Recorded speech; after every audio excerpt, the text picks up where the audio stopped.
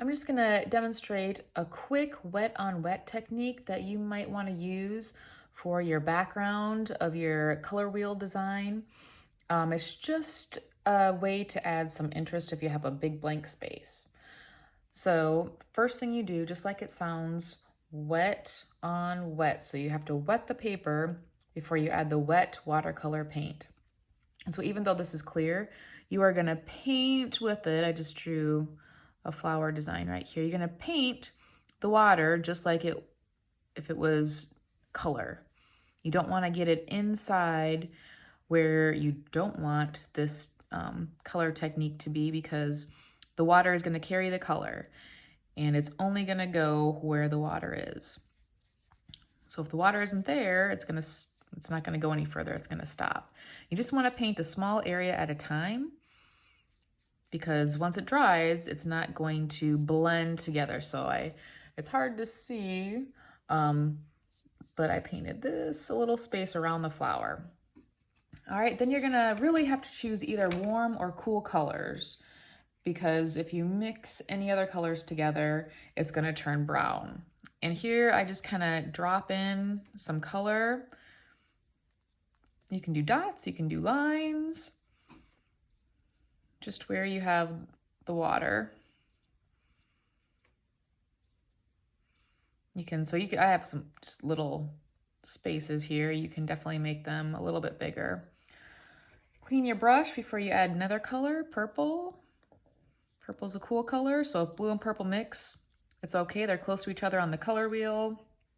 It's not gonna make brown. So you're just kind of dropping this color in right into the water on the white spaces. Again, it's okay if it hits the blue. It's not gonna, you see how it's kind of, lift it up here, starting to swirl and make a cool design, almost like a tie-dye look. So a little more interesting than just a solid color. Yes, if this is sky, you can have a few more colors to it. It's okay.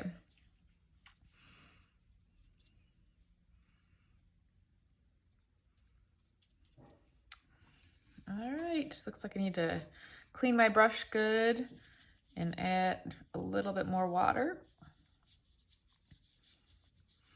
There's a little color to it now, so I can see it a little bit better, but you do want it to be pretty clear, because even if you stay warm colors with warm colors, cool with cool colors, it can get a little muddy. And you don't want to have a blue background when you start to drop your other colors onto it. So again, you're just kind of, and when you have more water, when there's more of a puddle, it's gonna spread more. It's okay if you have little blotches of color and bigger blotches of color. Sorry, that's my dog. This technique, it's kind of, you can't control it exactly how you want it. It kind of runs where the water is, and that's okay. That's what makes it interesting. Now, if you get too much water, you're gonna get some big puddles that can get muddy fast. So be careful. You don't get too much water. You can grab a paper towel and kind of blot that a little bit if it's looking too muddy, too puddly, but just go easy on the water if you're starting to see puddles like that. And you can, just work small spaces all the way around wherever you want, just a little more interest, more of a tie-dye effect, just so it's not one solid color anywhere.